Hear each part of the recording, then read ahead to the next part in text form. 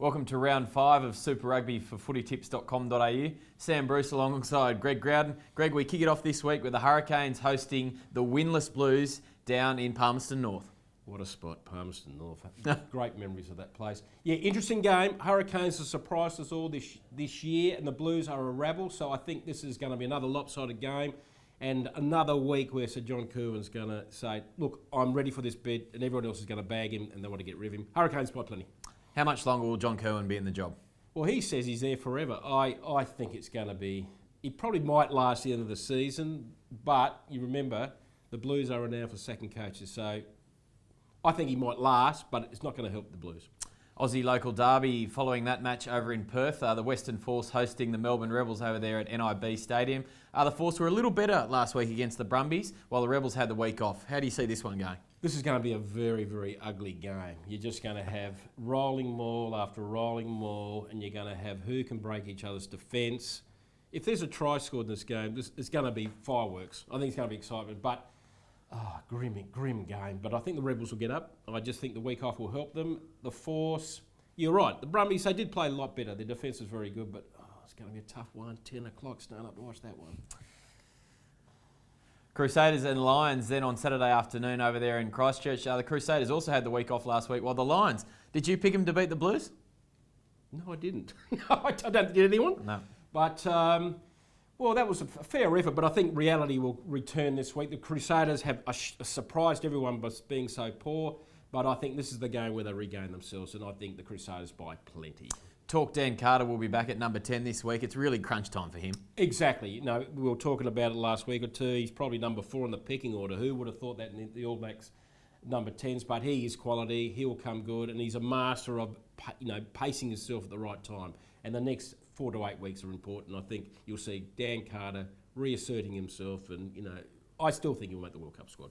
Highlanders and Waratahs over there in Dunedin on Saturday afternoon. Looks a great game. Both sides coming off back-to-back wins. How do you see this one going for the Waratahs? I'm tipping a shock. I'm tipping the Highlanders here. I was very underwhelmed by the Waratahs last week in Brisbane. This is the game where a champion team should have obliterated the opposition. They didn't. That they are way off still, the Waratahs. And I think Highlanders, Dunedin, it's a trap. It's a major trap, and the Highlanders know how to play well. They're a good, entertaining team, and I think the Waratahs are so way off. I may be one of the few, but I think the Highlanders are going to get up. Okay, I'm going to go the Waratahs there. Reds and Brumbies up there at Suncorp following that match. Reds were, well, the less said the better, while the Brumbies, they're one of the teams to watch. They are, and I think it's going to be very similar to last week. But the big difference is the Reds were allowed to get away with a lot of rubbish against the Waratahs, were right, but it won't happen this time against the Brumbies.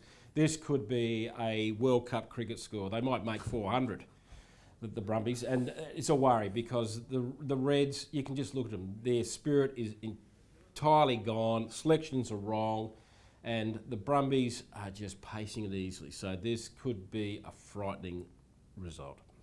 Brumbies in a big win there for me as well. Stormers taking on the Chiefs in probably the game of the round over there at Newlands. Stormers still unbeaten after 4 wins, while the Chiefs, fell into that last little hurdle against the Highlanders last week. That's right. And I was surprised by that one. I thought the Chiefs would have kept going. This is the big test for the Chiefs. So now, losing, they've now sat on a plane it takes you about 5 days to get from Hamilton to Cape Town. So they'll be in La La Land for a while. And so I think they're ripe for another loss. And I think the Stormers will continue their good run. But you are right. This is the game of the round.